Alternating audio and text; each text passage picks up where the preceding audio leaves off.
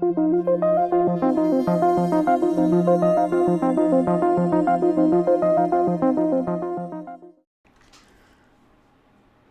everybody, and welcome to the broadcast of the rollout of the Artemis 1 Space Launch System rocket to the launch pad at Kennedy Space Center.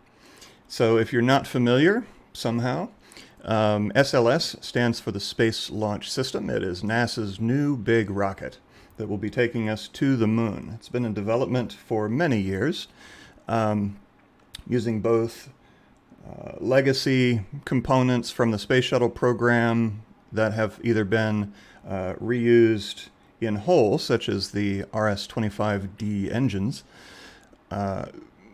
parts that have been sort of repurposed from the old shuttle program, as well as new components. But it has been a long time coming, and we've got the Artemis 1 mission, which is coming up, for which this rocket has been assembled. It's currently sitting in the Vehicle Assembly Building, the VAB, which is the big iconic building at Kennedy Space Center. And it will be rolled out to Launch Pad or Launch Complex 39B in a short time. Now the rollout takes some amount of time. I think it actually takes up to maybe 5 hours to do the full rollout, because it will be, here, let me put a picture of the rocket up on the screen. Now this is an artist's rendering. This is a 3D rendering, not an actual photo, because SLS has not actually stood out at the pad before. It hasn't been there yet. So in any case, it will be transported out to the pad in a vertical orientation by one of NASA's famous crawler machines. These are huge rocket transporters with tank tracks, that were used during the Apollo program to transport Saturn V rockets from the VAB out to the launch pads, 39A and B. And it was used in the shuttle program. All of the shuttles were transported out to the pad on the crawlers. And today, the SLS, the next generation rocket, will be heading out to the pad on one of those same crawlers. Now, it would be interesting to sort of take a deep dive into the history and the current status, or the current state of the crawlers, because I'm sure that they're not quite the same today in 2022 as they were 50 years ago during the Apollo program. I'm sure that parts have been swapped out, and they've received modifications, first for the shuttle program and now for SLS. But at some point, that would be a fun road to take to see how the crawlers have evolved over the past 60 years or so. But crawler transporter, the real Sven is correcting my terminology. I just call it the crawler. But in any case, so today they will be rolling the rocket out to the pad in anticipation of the Artemis 1 launch, which should be happening in May. So we've got maybe a month and a half to 2 months of waiting, and if there are not further delays, which hopefully there won't be, but yeah, we'll get to see the first of the new moon missions launch this coming May. I've been debating internally whether I want to, or whether it would be feasible for me to go down there myself to watch the launch. I've never actually seen a rocket launch. I mean, all the hundreds of launches I've streamed on this channel, I've never actually watched one with my own eyes and heard with my own ears. But this would be a good one. This is going to be historic. It will not be manned or crewed, as it were. Artemis 1 will be an uncrewed mission that will send the rocket around the moon. It's not going to land, but it's going to fly around the moon and then come back. And then Artemis 2 will be the next moon mission. And I could be mistaken, but my guess would be that Artemis 2 would not land either. I imagine they would send crew around the moon before they land them. In any case, we don't have a landing system yet, so because the finalist in NASA's selection of landing vehicles was SpaceX's Starship, Lunar Edition, I guess. And obviously that's not quite ready for prime time yet, but they're well on their way. So I'm not sure exactly when Artemis 2 will be launching, but Artemis 1 is scheduled for May.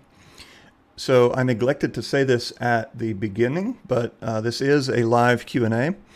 If you have questions for me, then please ask them in the chat. Just make sure to tag my name at rawspace so that we're sure to see them. And I know that some questions will be asked without that tag, and I'll try to catch them as well. So we've got about 25 minutes until the official broadcast. And so there's plenty of time to cover your queries. So yeah, so let's start with some some statistics or some characteristics of the rocket. The SLS height is 111.25 meters or 365.0 feet. And that is the Block 2 cargo. Now this, let me see, boosters, Block 1, Block 1B. All right, so there's a bunch of different versions of the SLS that have been projected, and then some removed from those projections as the NASA's budget and mission directives have shifted. But the Block 2 cargo version, at least, is 365 feet tall. Compare that with the Saturn V, which was 110.6 meters, 363 feet. So the Block 2 cargo version of SLS is just a smidge taller than the Saturn V. Gilles Riviere asks, when is the launch plan? That would be May. So Rockin' Robbins 13 says it is looking sort of Saturn V-ish. That's a good point, because this NASA rocket, it takes the form of a vertically integrated vehicle, unlike the space shuttle, which was an orbiter strapped to the side of an external fuel tank with some boosters. But this vehicle is a more traditional rocket design with the Orion crew module on the top, and underneath that the upper stage, and then the second stage, and the ginormous first stage with the boosters on the side. So because this is a vertically integrated vehicle rather than a side-mounted vehicle like the space shuttle, yes, it does have that traditional rocket look like a Saturn V, except of course the Saturn V did not have side boosters, just the F5 engines. Whereas the SLS the SLS first stage will use 4 RS-25 engines. Now, the first few Artemis missions will use legacy RS-25D engines that were actually flown on the space shuttle previously. And so these are veteran engines, you might say. These were designed to be reusable, and they've been, tested thoroughly and, refurbished for the mission. But these are actually old pieces of hardware. And then successive SLS launches, after the RS-25Ds are expended, will use the newly developed, or the in development RS-25E engines, which are cheaper to build, they're not designed to be reusable, and they're expendable, like the rest of the rocket. There are no reusable parts on the SLS. It is all designed, I guess you might say, in a traditional manner. That is, that the stages and the boosters will all be disposed of.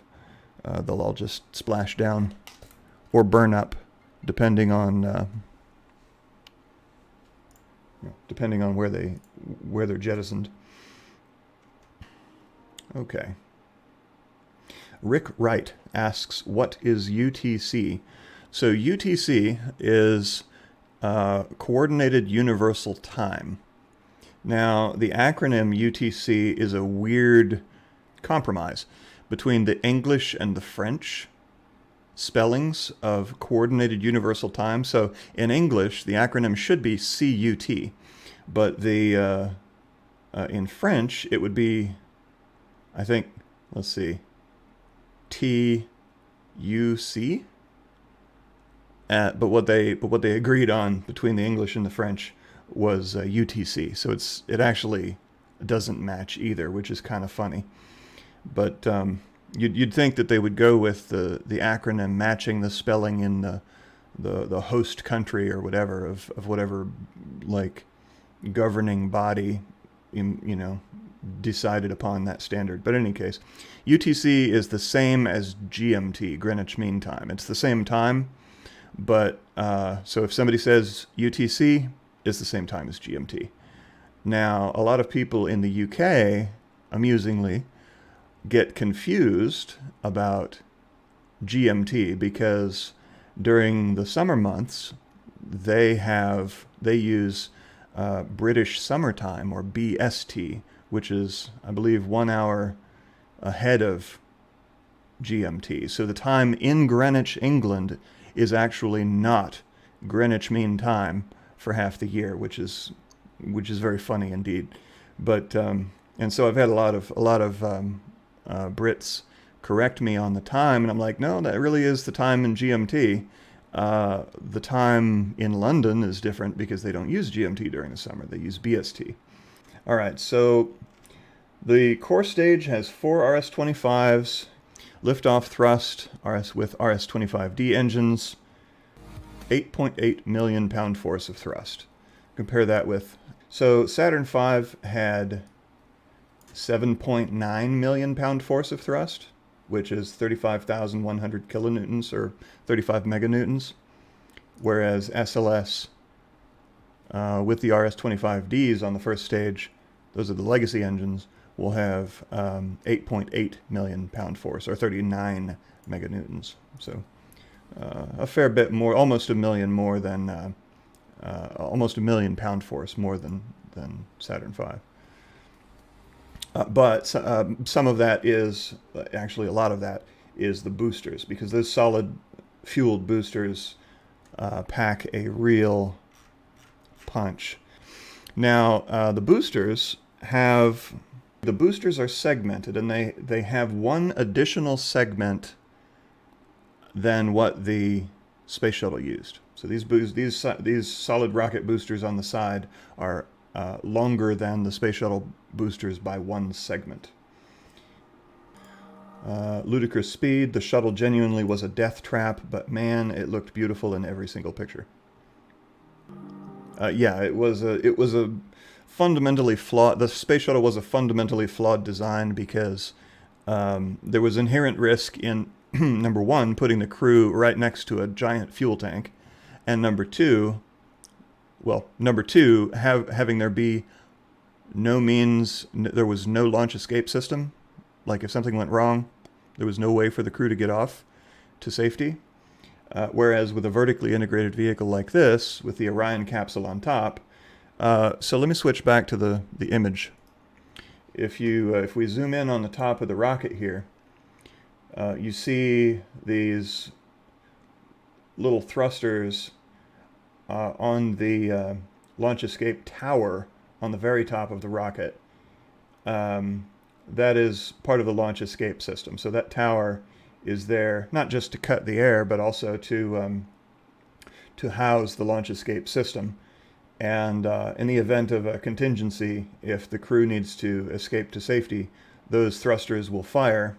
They use actually hypergolic propellant. No, I think they actually use solid propellant. I saw the testing of these, and they actually use solid propellant, because once you turn them on, you can't turn them off. If it were hypergolic, then they would be throttleable. But in any case, those little boosters will carry the crew module up and away to safety. Real Sven animated. What mission are they going to send? So this rocket is for the Artemis 1 mission. That's the first mission to the moon, the first of the new missions to the moon. And it will launch again it's projected to launch in May of this year.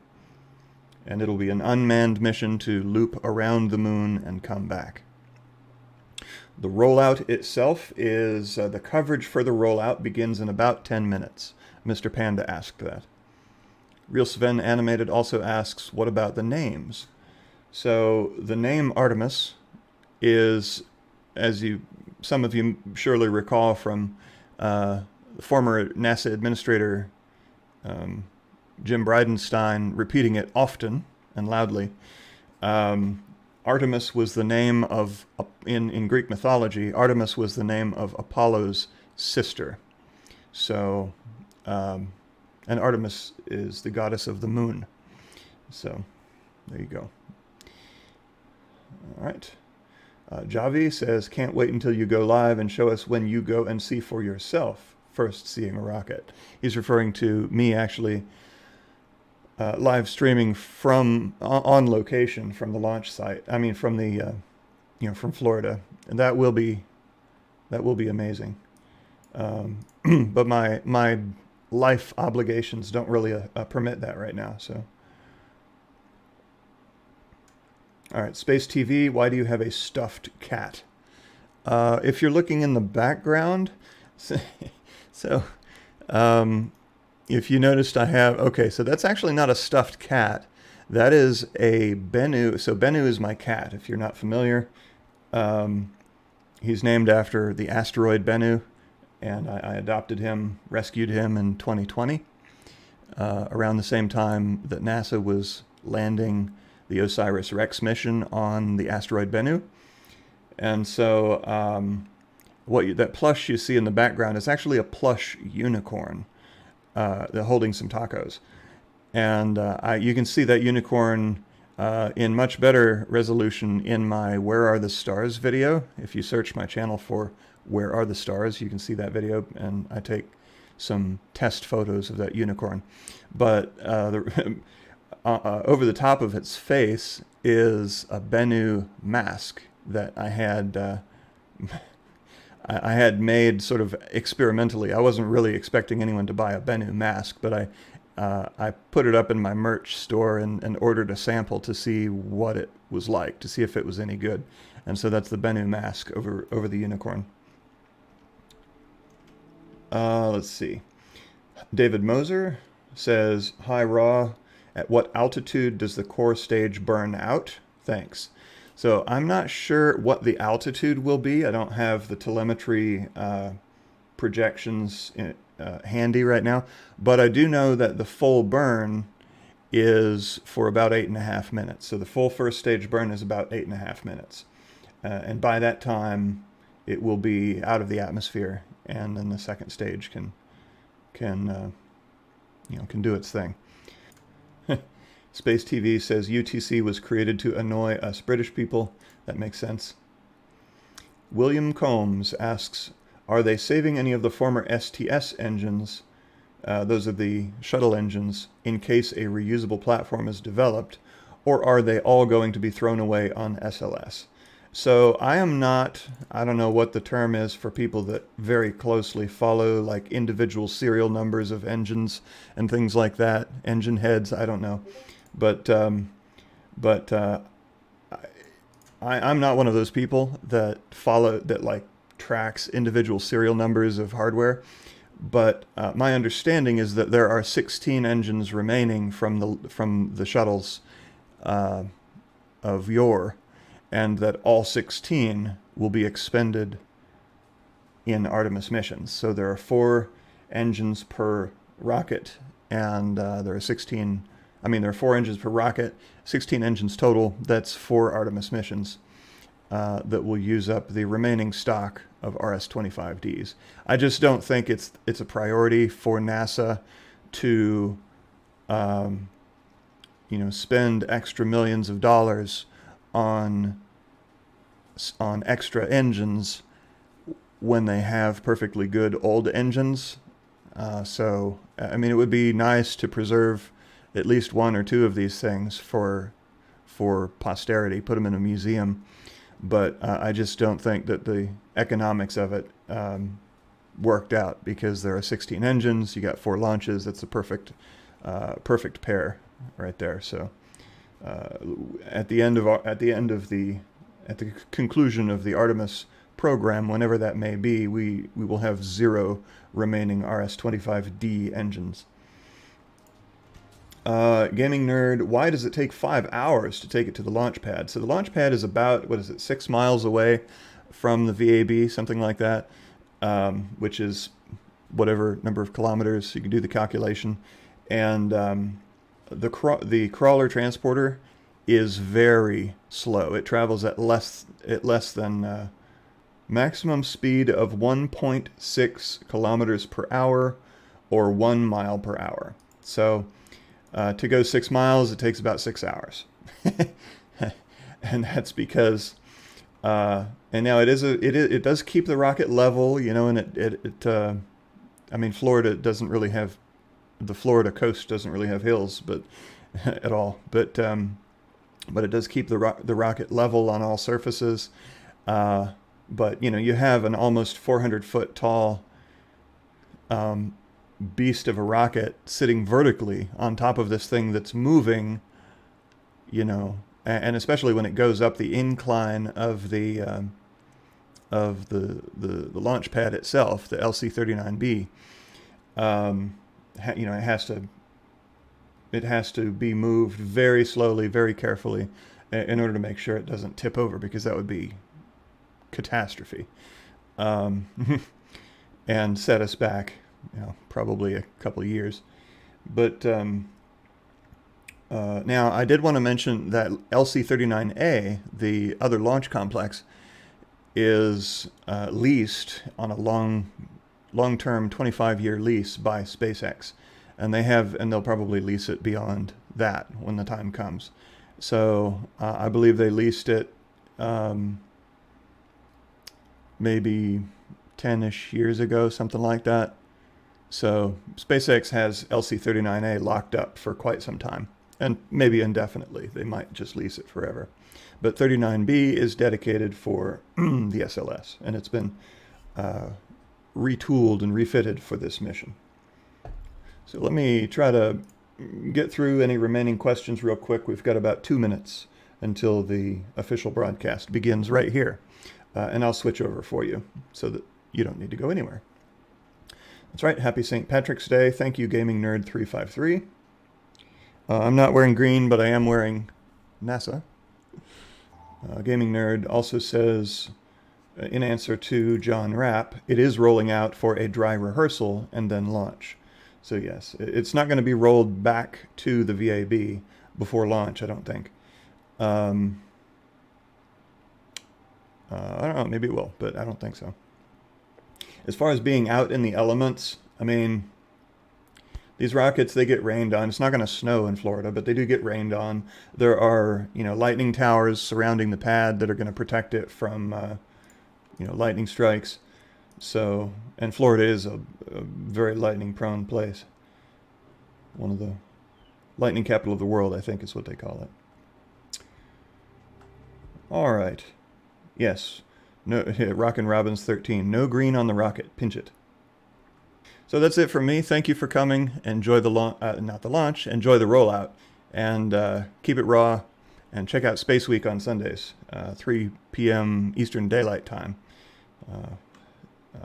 1900 UTC. Until then, bye bye.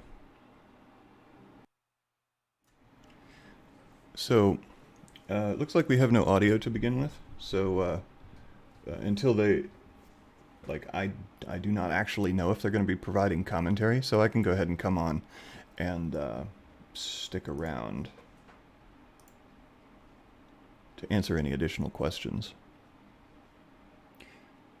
Earlier today, the very tall segmented doors that you see there on the right side, well, the door that you see on the right side of the VAB was closed, and over the course of maybe an hour or so, they raised the segments all the way up to the top, fully opening the door behind which sits the Artemis 1 SLS rocket.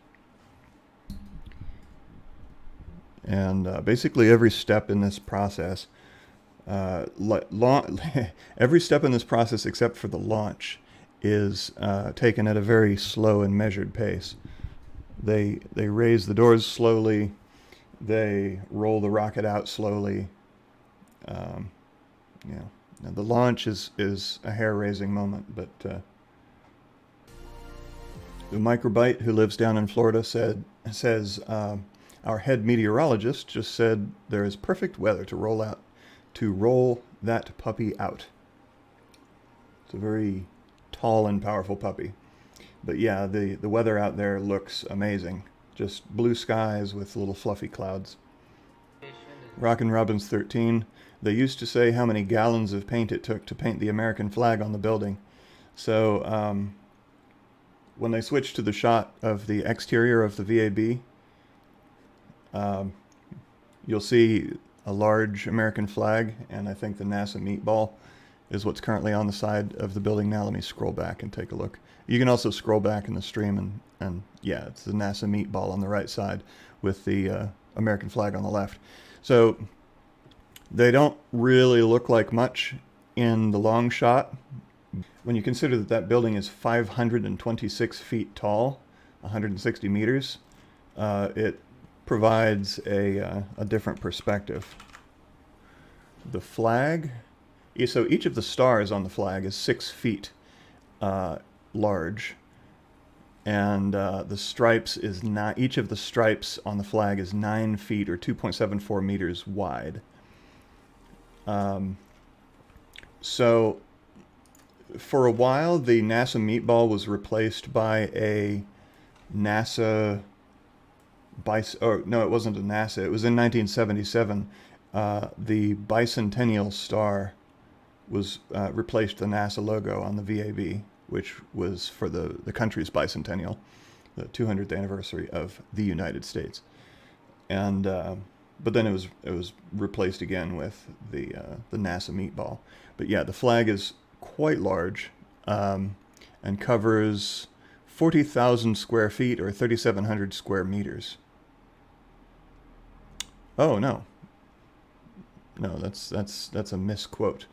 Actually, that area is the amount of the area of the side of the VAB that was damaged by Hurricane Francis back in 2004.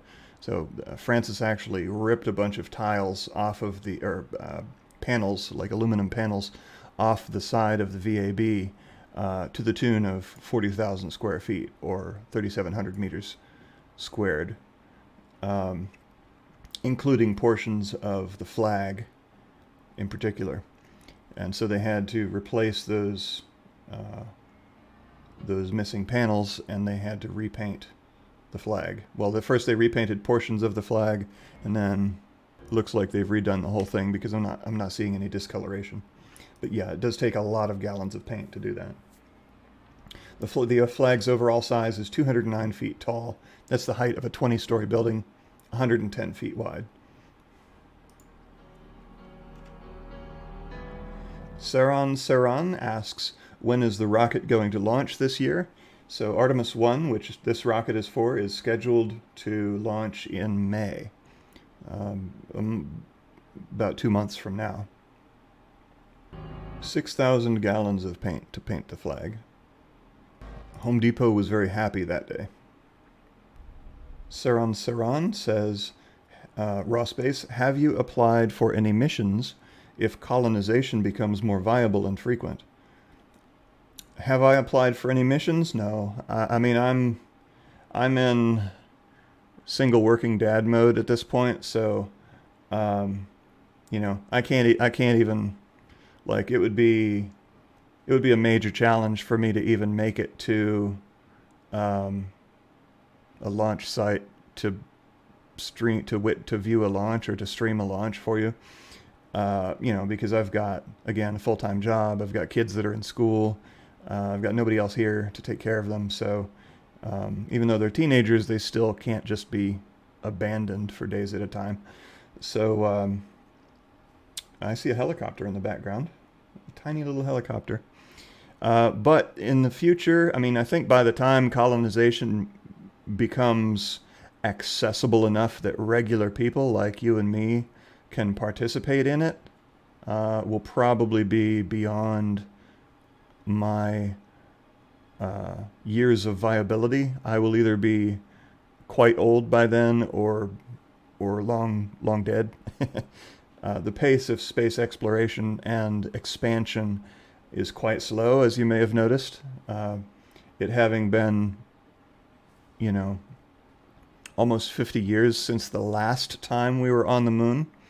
I don't remember the exact date of Apollo 17, but yeah, it's been almost 50 years since the last time we were on the moon, and we won't be back again for at least another maybe, you know, 3, 4, 5 years.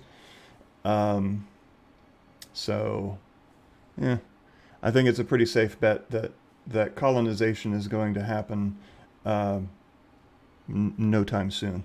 But it will happen, but not anytime soon. So I haven't applied for anything, or I haven't even applied for a media license for NASA launches, because I know that it's not very feasible for me to get down there, which is kind of sad. But, you know, give me a few years, because my kids will be grown in about 5 years, and at that point, my options will probably be more open. I can pretty much go wherever I want, spend, you know, a couple weeks at a time down in Florida, bumming around, you know, working remotely or doing whatever as needed, much like some other folks do, such as Tim Dodd or whatever. DTD was offered a close view of the rollout, but unfortunately, he was very upset that he was offered that the day after he bought a plane ticket to fly out. So he missed that window, or they missed his window. Nerdle daycare. Yeah, definitely don't need daycare for my 14 and 15-year-olds, but it's still not appropriate to you know, go off on a vacation and leave them here, and if I do take them with me, then they're going to be out of school for days at a time, which is not really acceptable either. So Saran says we should have had flying cars on Pluto by now. Flying cars. I mean, we say flying, referring to spacecraft, but is it really flying if there are no aerodynamics, if it's all just gravity and thrust? Proud Heretic. Cool game, by the way. 1990s classic 3D game, Heretic. It was the successor to Doom, I believe. In any case, when is the launch? So the launch of this rocket, which we can't quite see yet, is projected for May of this year. There is a disturbing scratching noise coming from my ceiling. I'm hoping it's a bird in a drain spout, in a water drain, versus something in my attic. But I've been hearing that for a few days, and it's like this violent scratching. Either that or it's a poltergeist, and I'm about to be eviscerated. In which case, I'll live stream that so that you'll have something to retweet.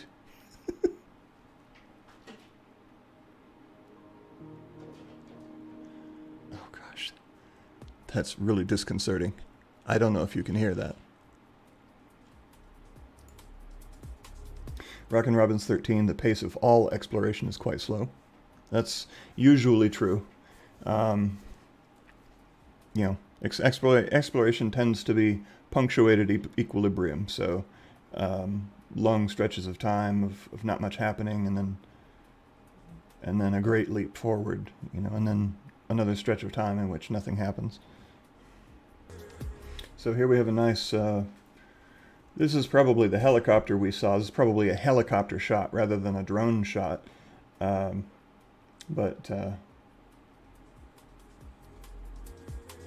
so it's going to come out that door and then hang a right as it goes around that tight curve to the straightaway of the crawlerway.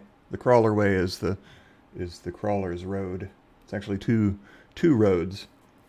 Even the crawlerway is a marvel of engineering because it's not just gravel thrown on the ground. I mean, they dug deep to provide support for the crawlerway, because it would be carrying such incredibly heavy loads. The Saturn V, the space shuttle, now SLS, and it's the same crawlerway all these years. Same VAB, although it's, of course, received upgrades and patches. Talking about the building, not the software. Literal patches, as they've had to patch holes.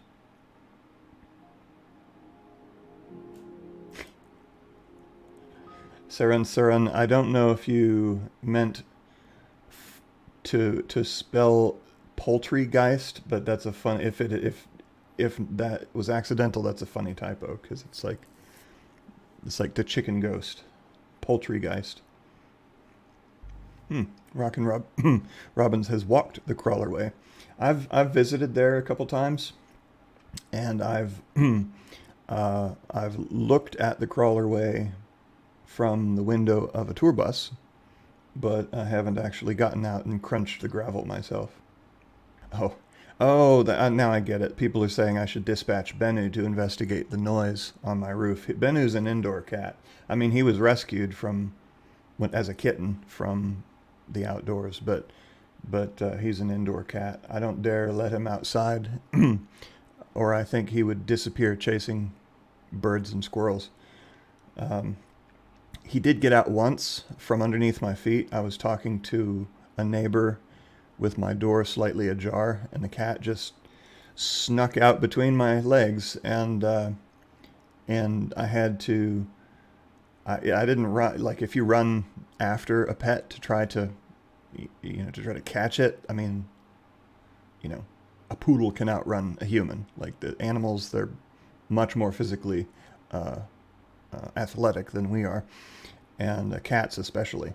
So I knew that I had to remain calm, and so I very calmly tried to approach him, and he kept backing away and backing away. I was terrified that he was going to bolt, and I was going to lose my cat forever. But he very slowly backed all the way back to the fence that enclosed my backyard at the time at my old house, and that's when I kind of pounced on him. I quickly approached and got him before he could run. But yeah, so I'm paranoid about Bennu running away, so I never let him outside. And plus, we used to have a dog some years back, back when I was married, and well, we had many dogs, but anyway, my ex and I were playing with the dog in the front yard, and on a leash, and so we were having the dog go between us, like we would say come, and the dog would come, and we'd do it the other way. Well, I wanted to try it without the leash, and so I took the leash off the dog, and the nanosecond I did that, the dog bolted at like lightning speed straight up the street, and I ran flat out to try to catch it, and it ran right in front of a car. The car stopped. It didn't hit the dog, but then the dog was like cowering on the other side of the car, and we were playing Ring Around the Rosie around the car, and oh my gosh, it was scary. So never again. My pets will remain indoor pets and not be let outside. I know that's completely unrelated to space, but was relevant to the conversation in the chat. Okay, Ian Stobie is asking, is it true that they used crushed cork on the outside of the tanks for insulation, giving that orange color. I think it actually is some sort of cork. I'm not intimately familiar with the engineering and the makeup of the external fuel tank, or now the core stage, but I believe it may very well be crushed up cork. And if you look at the Delta IV Heavy launches, where the flames rush up the side of the rocket as they burn off the excess hydrogen, which is, by the way, intentional and planned. The orange covering on the outside of the common booster core of the Delta IV Heavy, it burns, it chars, and if it were just paint or metal, it wouldn't be charring like that. So it being cork would actually make sense, because cork burns. TIG. Raw space. Is this part of the moon orbiting station? Artemis 1 is a planned uncrewed test flight for NASA's Artemis program. It is the first flight of the Space Launch System, Super Heavy Lift Launch Vehicle, and the first flight of the Orion MPCV. What is that? Multi-Purpose Crew Vehicle.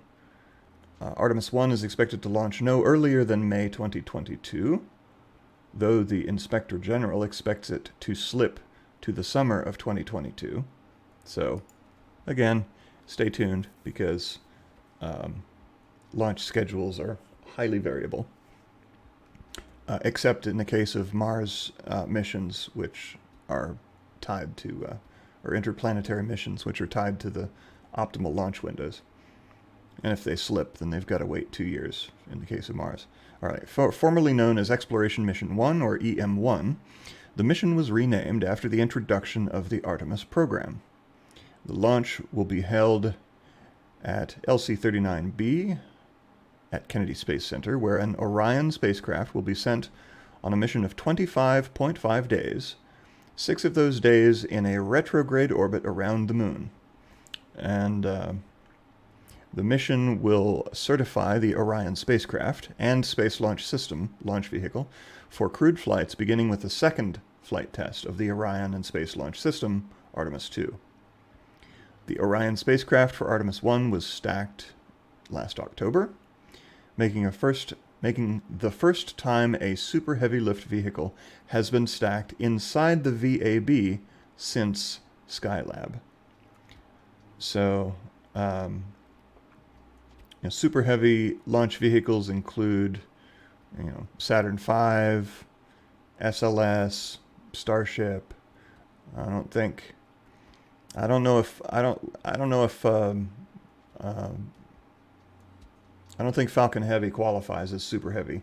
It's just a heavy launch vehicle. But in any case, Artemis 1 will use the Block 1 variant of SLS.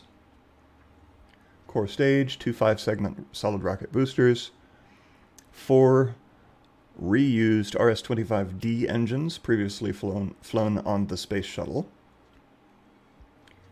The core and boosters together produce 39 meganewtons, or 8.8 million pound force of thrust at liftoff. The upper stage interim cryogenic propulsion stage, or ICPS, will be based on the Delta cryogenic second stage, which in turn was based on the design of the upper stage of JAXA's H-2A and former H-2B launch vehicles, containing one RL-10 engine. That's from Aerojet Rocketdyne, I believe. Yes. I know there's been a lot of discussion recently about engine sourcing because of the Russian invasion of Ukraine and the sanctions against Russia, and then Russia's backlash.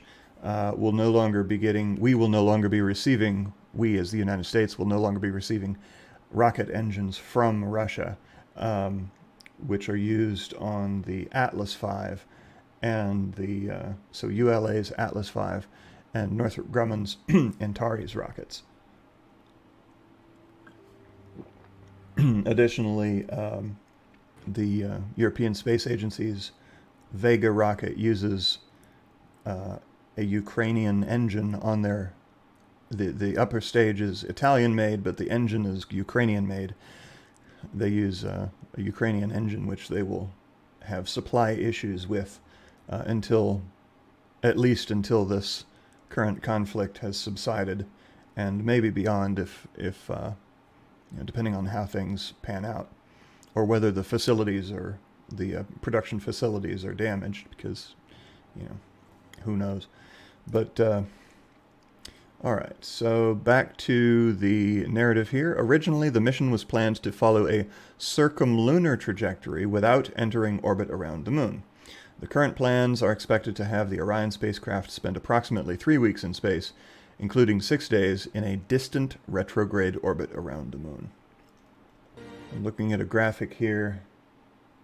Total distance traveled 1.3 million miles, mission duration 26 to 42 days, re-entry speed 24,500 miles per hour, or Mach 32. Good Lord. And they do actually have CubeSats that will be deployed during this mission. Once in orbit, the ICPS will perform a translunar injection burn, which will transfer the Orion spacecraft and 10 CubeSats on the way to the moon. The Orion will separate from the ICPS and coast to lunar space. The stage adapter on ICPS will deploy the 10 CubeSats that will do scientific research and perform technology demonstrations, as is pretty normal for CubeSats.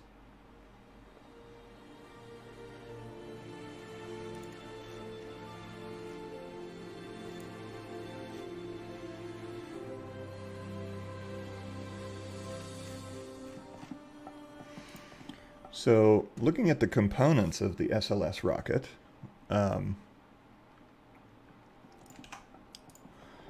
we've got the core stage, which is the big orange thing. Oh God. I just glanced past the cost per launch. Cost per launch, over $2 billion, excluding development. So all those billions of dollars. Project cost $23.011 billion, inflation adjusted, through 2021.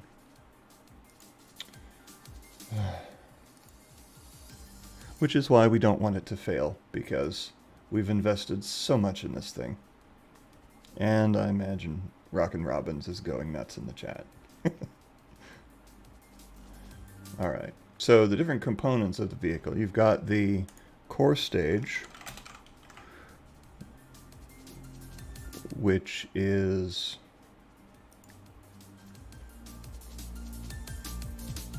isn't it from Boeing? I'm trying to see who manufactures them. So the RS-25 engines are from Aerojet Rocketdyne. Those are the they are the engine maestros of the United States. But the core stage itself,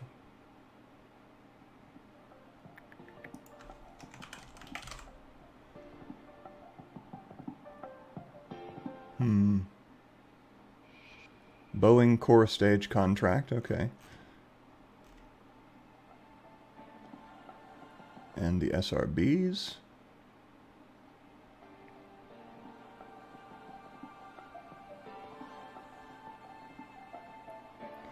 Are from Northrop Grumman. Northrop Grumman they're the SRB specialists.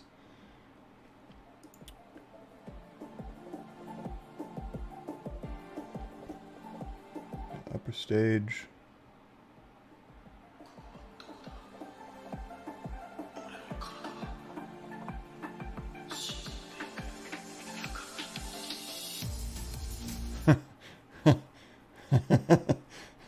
Okay. Let's see. The improved upper stage was originally named the Dual Use Upper Stage, or DUCE, but that was later renamed to Exploration Upper Stage, EUS, or USE, due to DUCE sounding like a profanity in Japanese. Like the Chevy Nova. car that was sold in Spanish-speaking countries, South America, in Latin America. No-va means no-go. Yeah, you've got to consider the global audience with some of these things. All right, let's see if you've got any more questions. So in answer to your question, Tig, is this part of the moon orbiting station? He's referring to the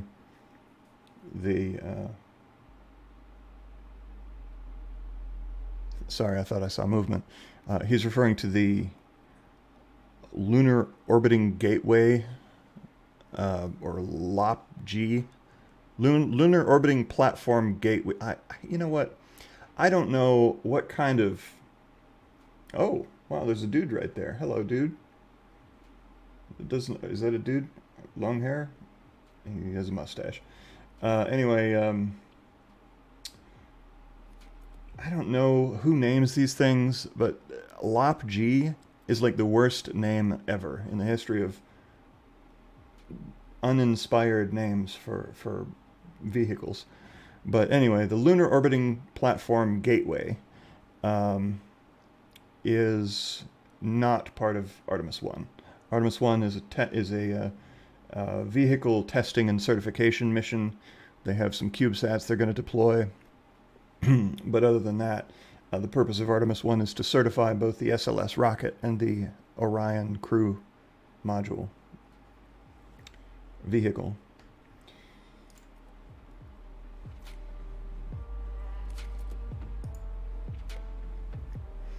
Ludicrous Speed says, I'm shocked the space shuttle didn't qualify as super heavy, but I guess thinking about it, that makes sense. So the space shuttle was a very powerful lift vehicle. Like, it was almost as powerful as the Saturn V.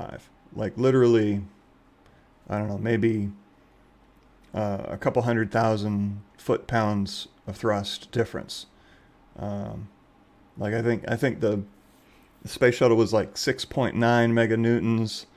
The Saturn V was like 7.1, something like that. So they're actually quite close, and that's largely because the space shuttle had 3 main engines, which were the RS-25Ds, but it also had the 2 big solid rocket boosters, and those solid rocket boosters provide an incredible amount of thrust, and they also are terribly polluting with all sorts of aluminum and other things that get spewed into the atmosphere and into the upper atmosphere, which is not good. But yeah, the space shuttle was the space shuttle system, the space transport system, I should say, the STS, was a very capable vehicle, almost as powerful as the Saturn V. A very different configuration, though. Obviously, there was a great deal more overhead in having a reusable orbiter strapped to the side of the space shuttle.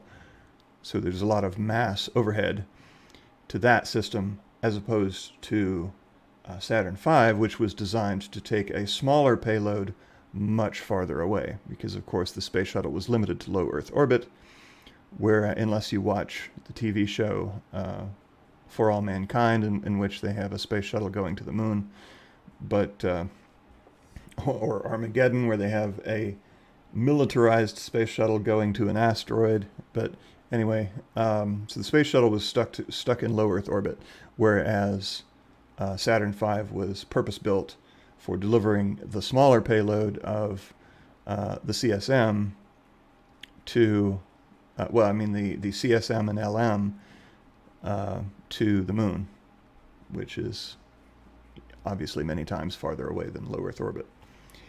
Of course, the farther away your destination, the more thrust you need to get it there, and the smaller payload you can take. So, you know, the same sized rocket can't deliver the same mass of payload to Mars as it can to the moon, or to low Earth orbit for that matter.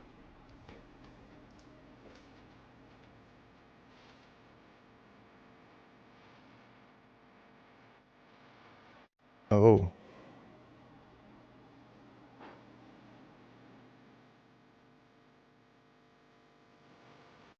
1 moment, please.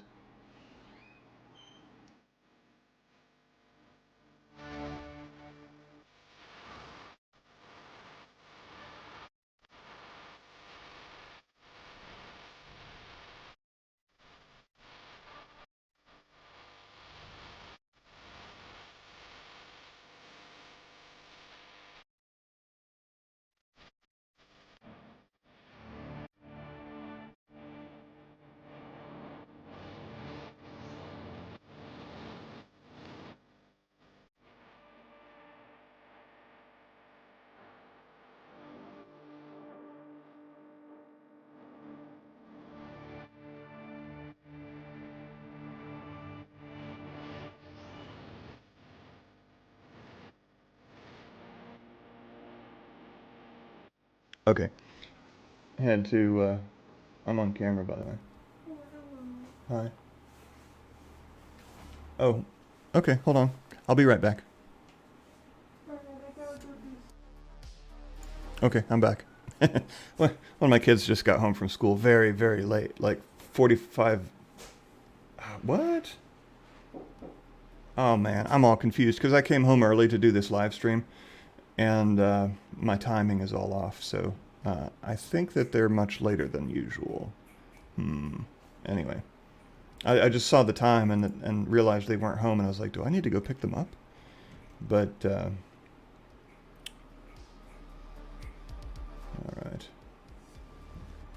Geraldine Braun says one of those CubeSats might be the one that has the flash drive on it with all the names of the people that submitted them, such as herself. I submitted a total of 12 in memory of people that passed away. That's very nice.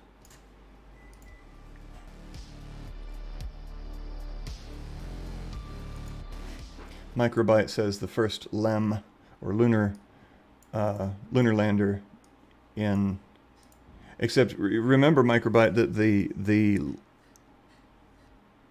should have been named. Okay, the first LEM should have been named Alice. Houston Alice has finally made it to the moon, referring to the, what was that, the honeymooners? That was a long time ago. I thought you were referring to the next lunar lander, which of course won't be a LEM. It'll be unless something changes, it will be a Starship. Lunar Edition.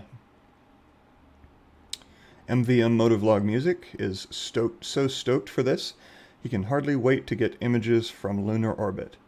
Yeah, you know, I mean, the moon is right there, but we go there so, even with robotic probes or whatever, so infrequently. It'll be really nice to have some amazing high definition, high resolution images and video from the moon, which we've never had before. Yeah.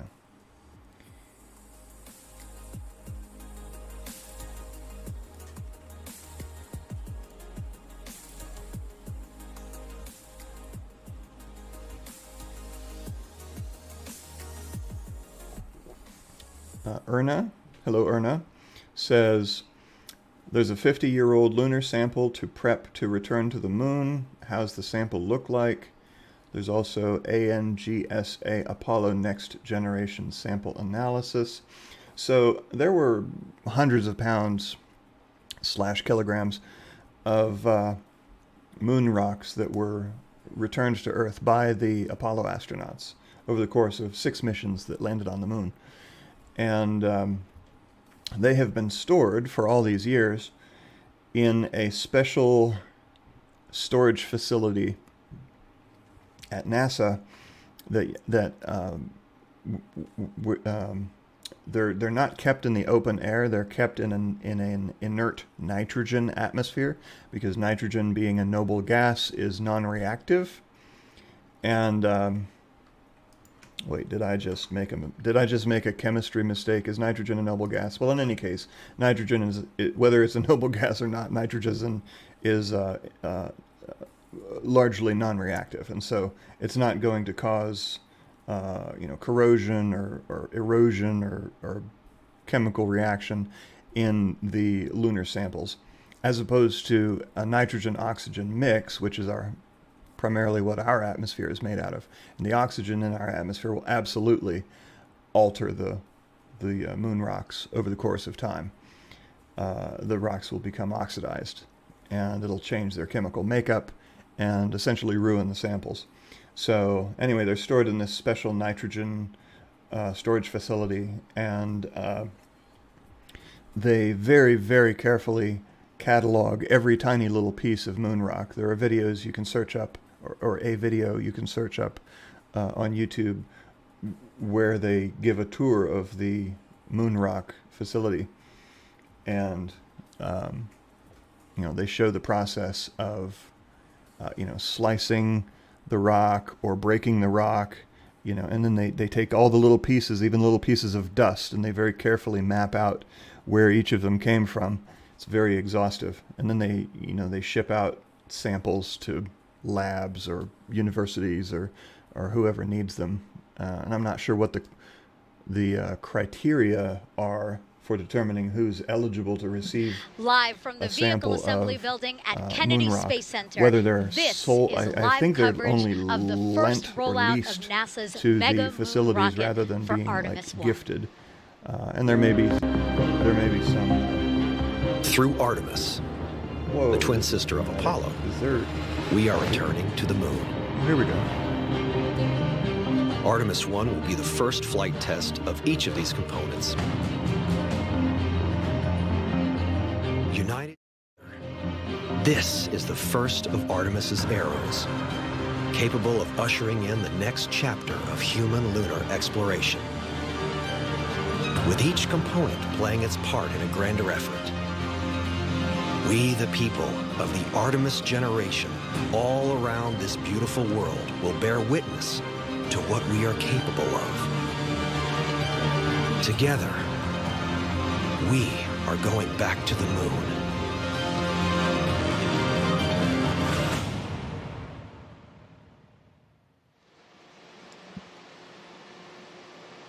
Good afternoon, and welcome into the iconic vehicle assembly building at NASA's Kennedy Space Center in Florida.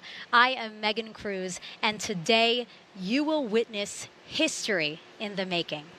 That right there is the world's most powerful rocket, NASA's Space Launch System, or SLS, and on top, the Orion spacecraft that will return us to the moon. We are reigniting our passion for discovery today by rolling this integrated system out of the VAB for the first time ever. That roll started just a few seconds ago, and now both SLS and Orion are headed to historic Launch Pad 39B for a critical test that will help determine if we are ready for Artemis 1.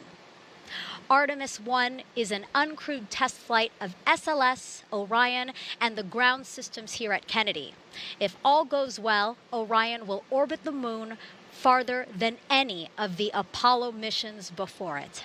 Artemis 2 will have astronauts on board when it orbits the moon, and then Artemis 3 and future missions will land the first woman and person of color on the moon's surface.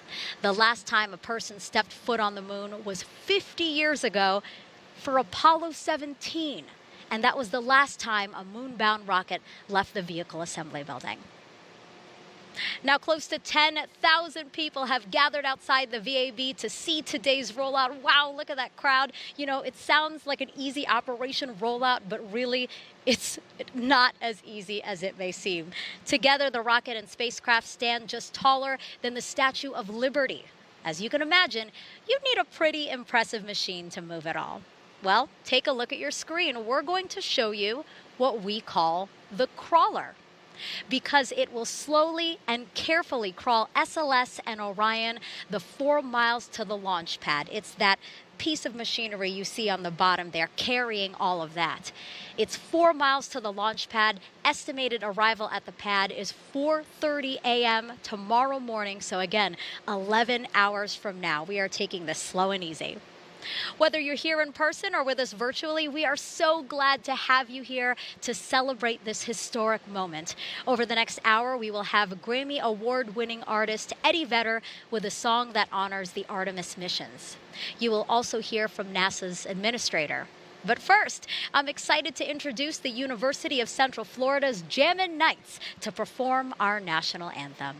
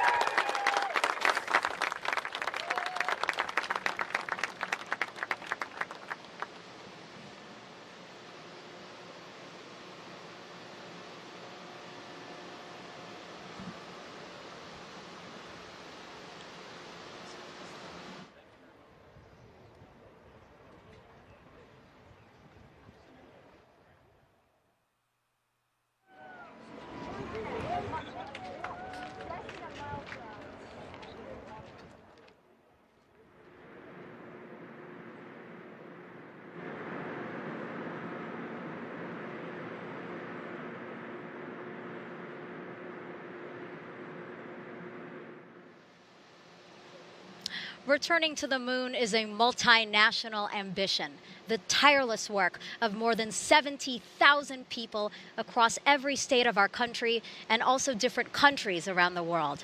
SLS and Orion parts were brought to Kennedy Space Center via trains, planes, ships, and vehicles for final assembly in High Bay 3 behind me. We are at Kennedy Space Center. Every piece of hardware necessary to return to the moon is now here.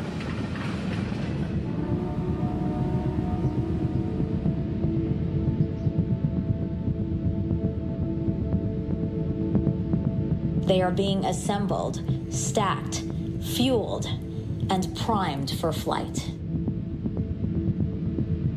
The next time these engines fire up, we'll be on the launch pad to send an uncrewed Orion spacecraft around the moon on a flight test for the Artemis 1 mission.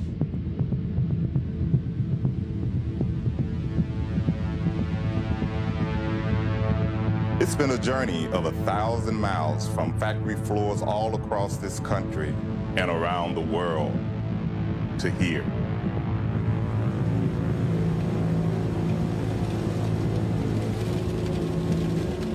And now the stage has been set. We are seeing Artemis take her place.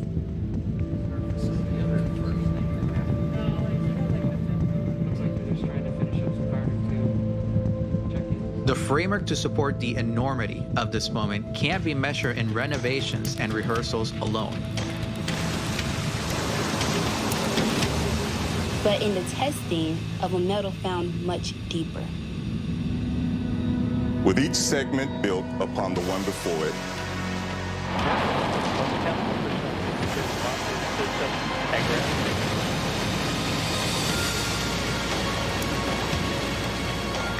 the volume of anticipation can be seen rising.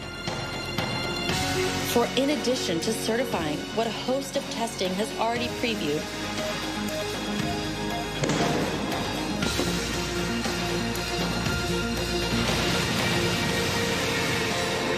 and liftoff.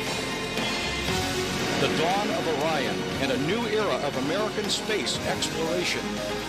Artemis will demonstrate a new path to the moon for this generation. Artemis 1. An uncrewed test flight will be a final proving of every system in every component. In the harshness of space. A mission that, when successful, will open the door for the moonwalkers and lunar experiments that so many have hoped and dreamed about. We are going.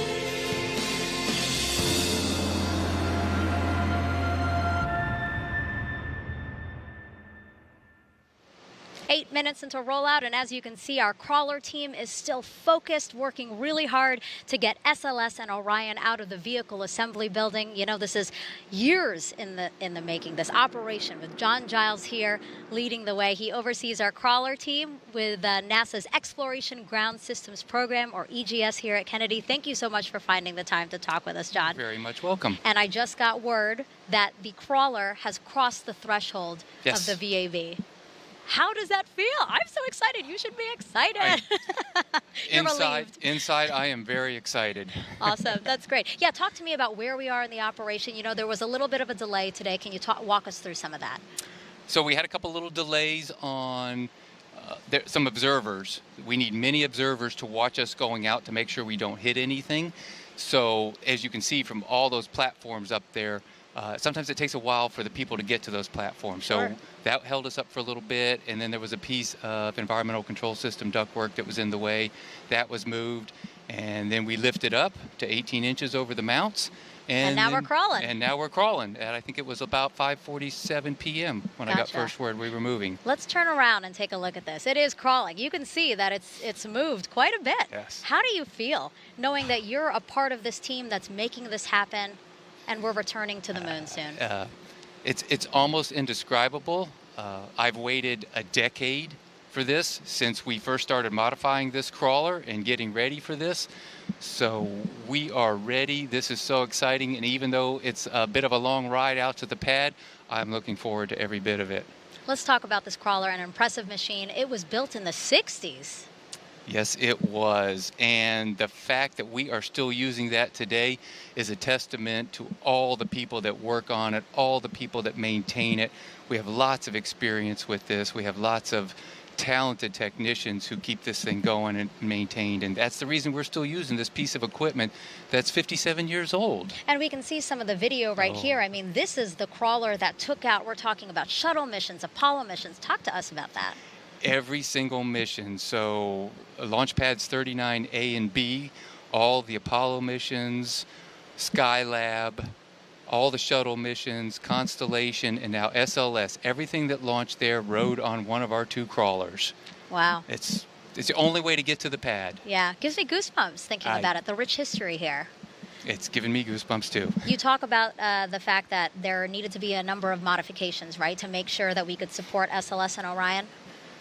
So at the end of shuttle, they came to us and said, we have some new requirements for the SLS program. Bunch of requirements, but the biggest one was you have to be able to increase the weight you can carry. Sure. So the original design was for 12 million pounds. So we did a lot of modifications to the roller bearings, to the trucks, to the brakes, to our jacking, equalization, and leveling cylinders, everything, so we can now lift 18 million pounds. That is a lot of weight. 50% increase over Wow. the original design. Wow. And you guys did that. You made that happen. You know, I also read an interesting stat that the top of the crawler, the surface there, is the size of a baseball diamond. That is unbelievable. And the fact that somebody is driving something that size right now. So that comes from the bases on a Major League Baseball field are 90 feet apart. So the 4 locations where we intersect or where we mate with the mobile launcher are 90 feet apart. So that is an actual baseball infield. But the Wow. crawler is actually even bigger. Wow. It's 131 feet by 114 feet, weighs 6.6 million pounds. So it's, in talking with the drivers, it's kind of like driving a super tanker. Yeah. It doesn't stop fast. It doesn't move fast. You have to think way ahead when you're going to make turns, and everything is just, we need a lot of people to do that. Challenging. And a lot of people have many different jobs to make sure an operation like this goes according to plan. Can you talk to us about some other jobs? So other than the drivers, we have engineers that are monitoring all the systems in the control room. We have technicians, electrical technicians, mechanical technicians, diesel technicians, mechanics. We have logistics personnel in case we need parts. We have lots of observers everywhere because the driver can't see everything as he's driving. So we need other people to follow us and walk with us and tell us we need to start turning here, we need to slow down there. So everybody's on headsets like we are, and they're all talking to each other. It's a huge undertaking to get this thing going. Absolutely. And that's why, you know, obviously it's going to take quite a bit to get to the launch pad, and we're looking at an 11-hour journey by the time it finally reaches the launch pad. But now that you've explained it, I absolutely understand why it has to take quite a bit. Thank you so much, John. Oh, you're very welcome. Good luck with the rest of Rollout. I can't wait to see it on the pad. Thank you. Now, the Artemis program is named after Artemis of Greek mythology. She was Apollo's twin sister and the goddess of the moon.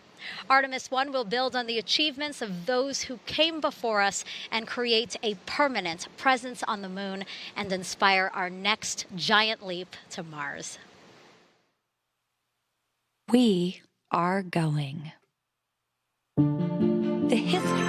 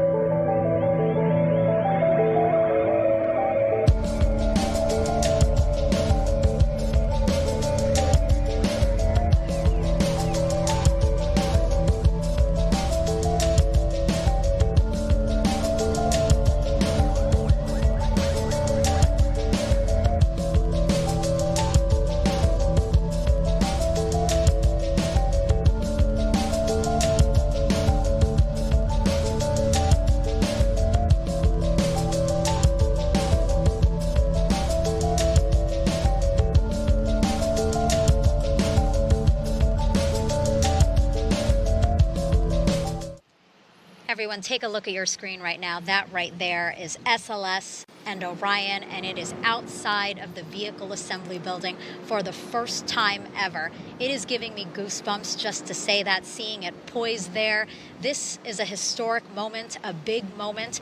We will remember this day for a very, very, very long time. Again, that's a wide shot we have there. You can see it outside. Again, that iconic vehicle assembly building. We have seen Apollo rockets out of there. We have seen shuttles come out of there. Now it is time for SLS and Orion. Crews are moving it all to the pad today for a critical test that will take place in 2 weeks. And joining me now to talk about that test is Cliff Lanham. He is the Senior Vehicle Operations Manager, also with NASA's EGS at Kennedy. Cliff, what an exciting day. Oh, you can't imagine for this team. We have been working really hard over the last 14 months to get to this point, and the team is beyond excited. We're ready to get out to the pad. There's 21 million pounds of hardware between the crawler and the mobile launcher and the Artemis headed out to the pad, so we're ready to go. This must mean so much to your team. I mean, you guys are in charge of really everything, right? Talk to me about what EGS is in your role. So EGS, Exploration Ground Systems, is one of the 3 sister programs that's responsible for getting us back to the moon. And from our standpoint, we are responsible for development of the pad, the mobile launcher, the crawler, and doing all the facilities and the ground support equipment that's responsible for supporting build-up and testing of the rocket. Mm-hmm. So we do that, but in addition to that, we're responsible for operations as far as assembly, test, and checkout of the rocket. We also are responsible for launching the rocket, and then we're also responsible for recovery of the crew module out in the Pacific after splashdown. That's a lot. So this is the start of a lot that we are looking forward to. Yes. That's wonderful. And, now the rocket is on its way to historic launch pad 39B. Yeah, a lot of rich history there. Right. Oh, absolutely. 39B, actually, it's where Apollo 10, the precursor for Apollo 11, the first moon landing, started. We've done 3 Skylab launches from there, 51 shuttle launches, and also a Constellation test launch. So a lot of action has occurred out there at Pad 39B. So it's headed out there for a wet dress rehearsal. Can you tell people what that is? Absolutely. Wet dress rehearsal is a major test for us where we're actually going to load over 700,000 gallons of propellant, liquid hydrogen, liquid oxygen into both the first and second stages, so the SLS and the ICPS in this case. The team will run through a countdown. So they'll start about 8 hours prior to what is called T0, and they'll actually go through their procedures for a countdown. They'll get down below a minute, and they'll recycle that count to practice that as well, up to 10 minutes, and then they'll count back down to less than 10 seconds when they'll stop the test, and that'll be the end of the test, drain the vehicle, and evaluate the information and see how we did. Yeah, so you guys have to have a successful wet dress rehearsal, right, before we can announce a date for Artemis 1 launch? Correct. So what they'll do, they'll spend a week or 2 evaluating data. They'll know pretty soon during the test, hey, we're meeting our objectives. But it will take probably, 1 to 2 weeks before they'll be ready to say, hey, the test is fully successful and we're ready to start thinking about setting a launch date. Okay. So today is a big day because we are getting to that final test that hopefully soon we will know when Artemis 1 launches. Absolutely. We're very excited about it. And again, this is the next big milestone for us, getting to the moon. So. Yeah. Well, good luck with everything. Good luck with the wet dress. Good luck with the rest of the rollout. And I'm excited. I hope you are too. I am too. Absolutely. Perfect. Thank you so much. I appreciate it. All right. We're now about 25 minutes into rollout, and we're seeing more and more of the crawler, the mobile launcher, SLS, Orion. Wow, look at that there. What a beautiful view. And I do want to talk a little bit about the mobile launcher there. That's that structure that you see that's holding up the rocket and the capsule. So the mobile launcher, or ML, is what fully assembled and processed SLS and Orion. The crawler is going to leave both the ML and the integrated rocket on the pad because the ML will supply SLS and Orion with things like power, communications, and fuel before launch. And then SLS will lift off from the ML. And when we fly crew on later Artemis missions, they will use a walkway called the Crew Access Arm on the mobile launcher to get into Orion. Now, like the crawler, there are a lot of people on the mobile launcher right now. There are about 65 people allowed to be on there during this operation, and they'll go on and off as needed. People like engineers, technicians, safety personnel, and the 2 elevators on the ML, this is really interesting, they will be turned off for this operation. So if anyone needs to go to the very top there, that is going to be quite the walk. All right, how about we check back in with the crowd outside? You know, we had some rain yesterday, but luckily the weather today is gorgeous, dry, sunny, beautiful. You know, so many people excited to witness this historic rollout. Again, I'm told nearly 10,000 people are out here, many of them Kennedy Space Center employees with their family and friends. Right now, they can see, again, all of SLS and Orion in its glory. It's just a beautiful sight, and for those out here today, it is a very lucky and blessed opportunity to get to see this outside of the VAB. Coming up, we're going to hear from Janet Petro. She's our Kennedy Space Center director, and after her, we'll have NASA Administrator Bill Nelson. But first, another special musical performance, this time Return to the Moon, an homage to Artemis performed by the University of Central Florida's Symphonic Brass and Percussion Band.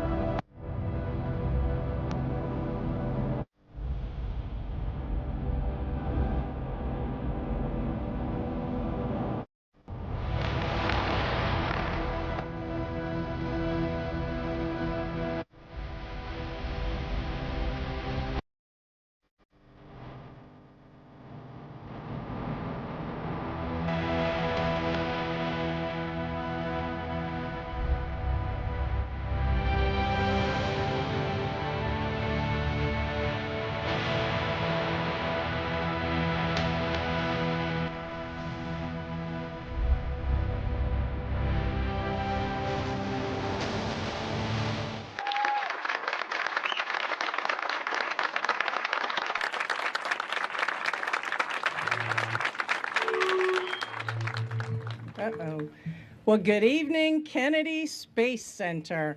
Thank you all for joining us for this historic event, and I think an emotional event for a lot of us out here today. I am so happy that so many joining us today with our workforce. Our loved ones are joining us out here today, as many of you also have made so many sacrifices over the years to get to this milestone. This year, Kennedy Space Center celebrates 60 years supporting America's space program.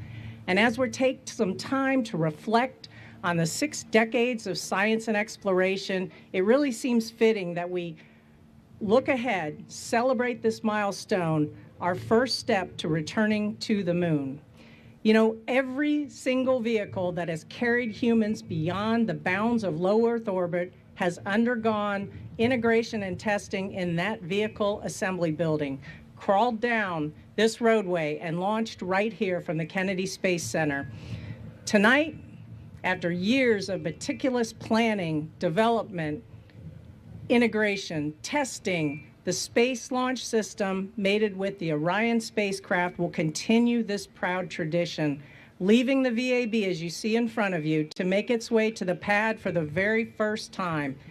And just as all eyes are on the SLS tonight as it makes its journey, in a few short weeks, all eyes are going to be on the sky as it rocks the Space Coast and takes its maiden flight around the moon and then comes back. You know, 60 years ago, Kennedy Space Center was established to meet the challenge of landing a man on the moon and returning him safely to Earth. Through Artemis, we will see the first woman and the first person of color on the lunar surface. We'll develop and implement the science necessary for a long-term human presence in deep space, and we will utilize this knowledge to prepare for future human missions to Mars. Today, we honor that legacy for those who paved the way before us, and as we blaze a new trail and contribute to a new chapter in our history of our nation and of this agency. It's now my pleasure to introduce you tonight to someone who has served in public office for over 4 decades, first in the state legislature, then as a U.S. congressman, then as a state treasurer. He was elected 3 times to the United States Senate and represents my home state of Florida for 18 years. And in 1986, he flew on the 24th flight of the Space Shuttle, where he served as a payload specialist on STS-61 aboard Space Shuttle Columbia. His passion and his commitment to the agency and its mission are helping NASA to continue to advance the frontiers of knowledge and exploration. So please help me and join in welcoming our NASA Administrator, Senator Bill Nelson.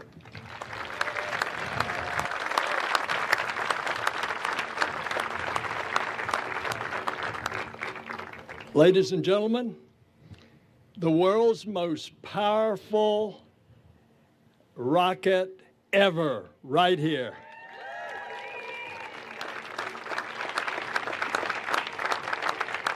And it's back to the moon and then on to Mars.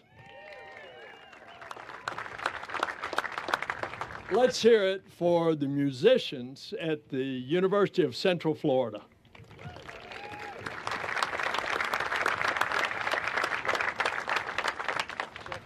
I want to give a shout out to the more than 24 members of the crawler transporter team.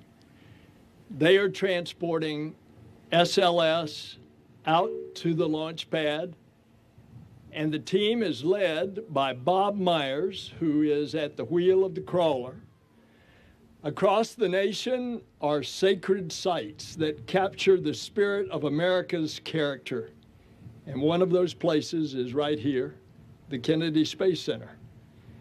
At these launch pads, remarkable individuals achieve unthinkable things. And 60 years ago, an American pioneer propelled upwards to the heavens from Launch Complex 14. And that legendary explorer is John Glenn. That spacecraft, Friendship 7, orbited the Earth 3 times. And that was the day that America's space program went full throttle. It gave way to the Apollo generation. That generation not only landed the first humans on the moon, it provided the spark that fuels today's multi-billion-dollar satellite industry. It encouraged young visionaries and kicked off a technology revolution. The modern computing era is one example. And we are very privileged to have one of those Apollo astronauts with us, General Tom Stafford, Apollo 10.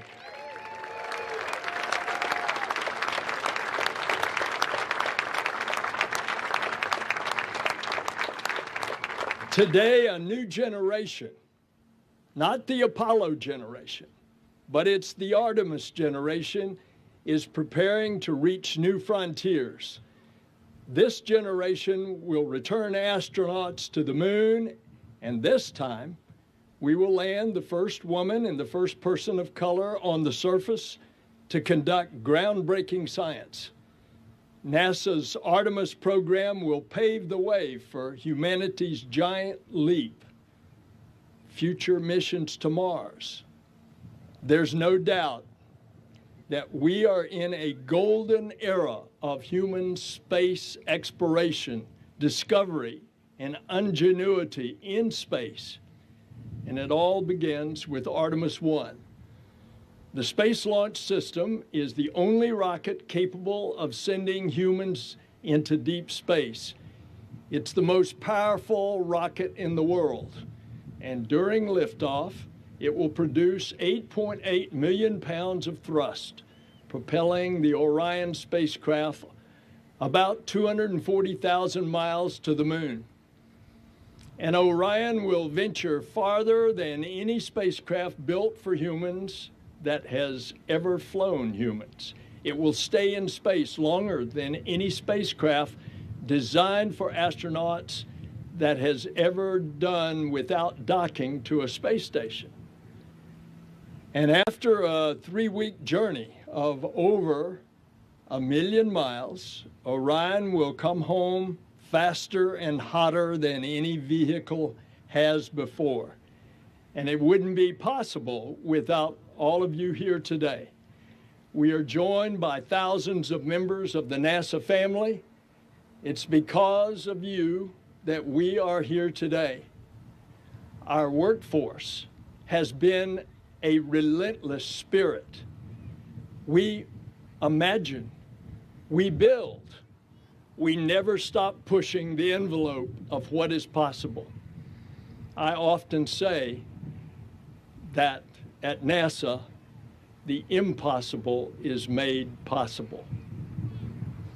Artemis 1 will demonstrate NASA's commitment to and capacity to extend humanity's presence on the moon and beyond. But this mission is not just cementing NASA's leadership in space, it's strengthening America's small businesses. It's supporting America's universities. It's showing the might of America's scientists, mathematicians, and technicians. Artemis 1 is possible because of the contributions from all 50 states.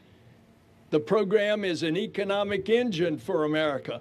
In 2019 alone, it generated $14 billion and supported 70,000 good-paying jobs across the country. But to lead in the 21st century, America must not go alone. We must accomplish our goals together. Artemis represents global ambitions and participation from 5 international partners. The European Space Agency provides the European Service Module, the powerhouse of the Orion spacecraft that provides electricity, propulsion, thermal control, air, water to Orion in space. This is a critical partnership that not just for Artemis 1, but for the future Artemis missions as well. And that's just the beginning. Thanks to the international collaboration, 3 so-called passengers will fly on Orion. Zohar and Helga, named by the Israel Space Agency and the German Aerospace Center, are two female mannequins. Their jobs are to provide data on radiation levels during the mission. The third passenger is a male mannequin whose name was decided by more than 300,000 people in a naming contest. And his name is Commander Munikin Campos, honoring Arturo Campos, the late member of the NASA family. Arturo helped bring the crew of Apollo 13 safely back to Earth. And a surprise, Snoopy in his orange spacesuit will hitch a ride. We're also taking advantage of additional space on SLS to launch several CubeSats in cooperation with the Japan's Aerospace Exploration Agency and the Italian Space Agency. Humanity's drive to explore the cosmos is not bound by border. Discovery strengthens diplomacy. This mission, this program, will build a global alliance that explores deep space for the benefit of all. And of course, Artemis 1 will be a major step, but our journey is far from over. This will be the first in a series of increasingly complex missions. In 2024, for the first time since Apollo 8, astronauts will return to the moon on Artemis 2. The astronauts will fly in lunar orbit, venturing farther into space than any humans have ever before. And these are not a series of isolated missions. Each will be a groundbreaking complement and component to build the presence on and around the moon and eventually beyond. And none of this is easy. Nothing NASA dares to achieve ever is. But as we have shown with this pandemic, NASA knows how to press forward. Artemis personifies why NASA needs continuity of purpose. Our missions have not achieved and were not achieved just by a single administration, but across many administrations. And I'm proud President Biden has shown strong support for these missions. And every breakthrough should be seen as a triumph for our country and all of humanity. And when the next humans walk on the moon, I hope that every single child around the world, I hope they see themselves in this new generation of explorers. NASA's history has become intertwined with the never-ending American story. The sky has never been the limit for NASA. This is our opportunity to make limitless potential of every American. It's past time to bring down the barriers that limit opportunity in underserved and underrepresented communities. It's time to anchor fairness as a core in every component in every NASA mission. Artemis missions should show every child that they can dream it. If they can dream it, they can be it. And perhaps they will one day join the NASA family as a technician or a mathematician. Maybe they'll walk on the moon or be the pioneers who venture onward to Mars. This is what NASA does best. We unify, we discover, we inspire. And from this sacred and historical place, humanity will soon embark on a new era of exploration. Aboard this spacecraft will be a flash drive. It will hold the names of over 1 million individuals from around the world That flash drive will contain more than names. It will represent our stories, who we are. The child who imagines themselves soaring in the skies. The student who burns the midnight oil at the library so they can build a rocket and a spacecraft like this one. The NASA employee who gazes up at the moon every night, knowing that their work will soon return humankind to the lunar surface. And when this monster rocket lifts off, it will carry all of our greatest hopes in the heavens. Every single person who dreams of discoveries will see many more in our lifetime. I want to thank all of you, all of these workers, the whole space team, the family of NASA, and may God bless you and the Artemis to the moon and then to Mars. God bless you.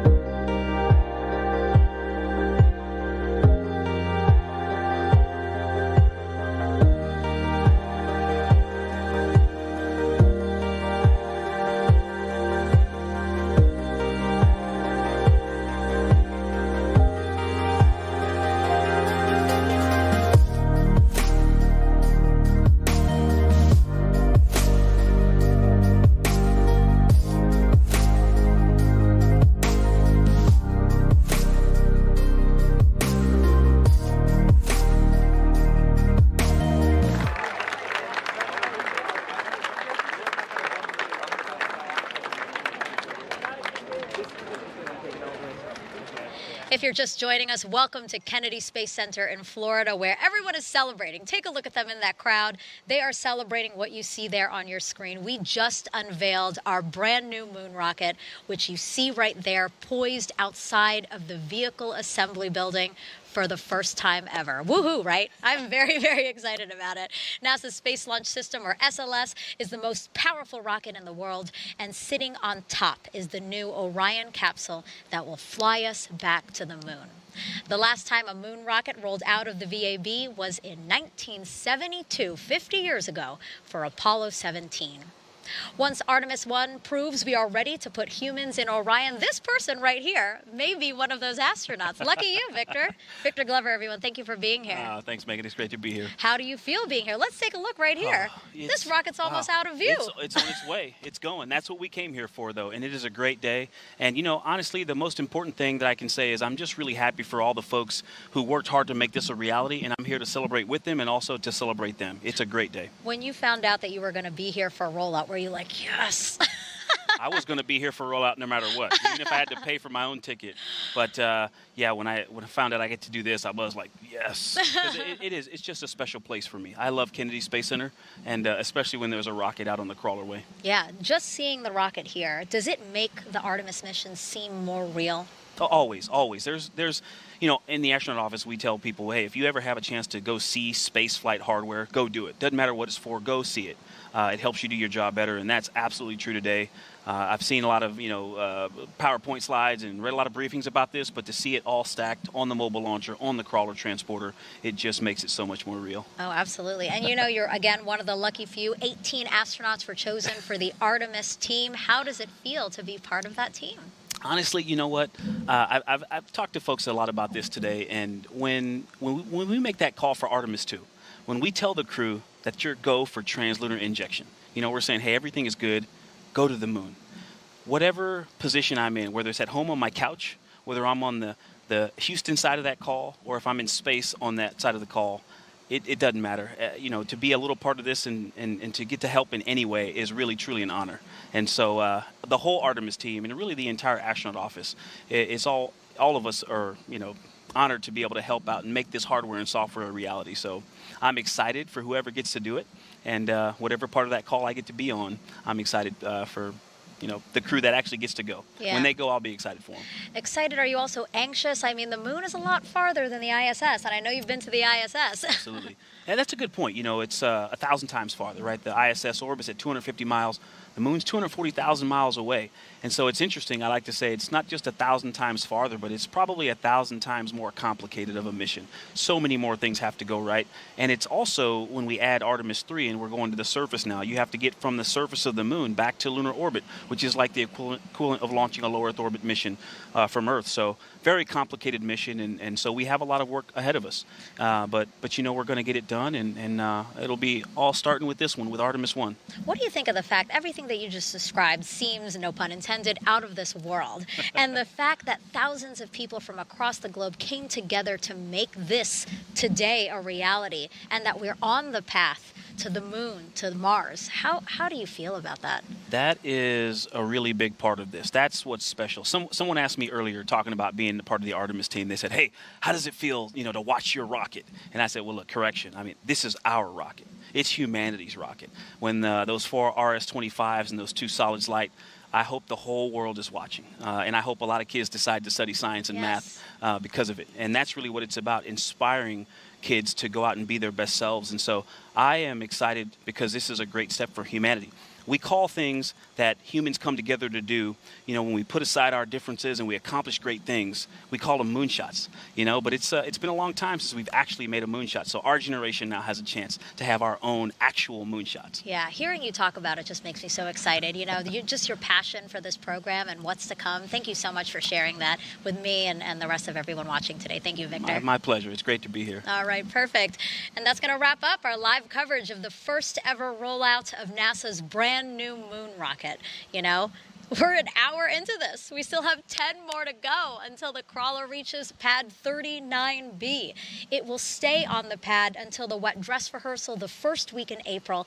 And if all goes well, the launch team will set a date for Artemis 1. If you don't want to miss any part of this first Artemis mission, you can register to be a virtual guest. You'll receive important updates and special content straight to your inbox. You can sign up for that by scanning the QR code you see there on your screen. It will take you to this website, nasa.gov/virtual guest, if it's easier just to write down. Again, nasa.gov/virtual guest. And when Artemis 1 does take flight, we will, of course, have a live broadcast for you. It will start on NASA TV about 2 hours before liftoff. Let's end the show now with Grammy award-winning artist Eddie Vedder and his new song titled Invincible, a nod to this moment. Getting here was not easy. It was the work of thousands of dreamers and doers across the globe. Thanks to their invincible spirit, we are on our way to the launch pad, then the moon, then Mars. Because we are curious, we are capable, we are Artemis. Good night.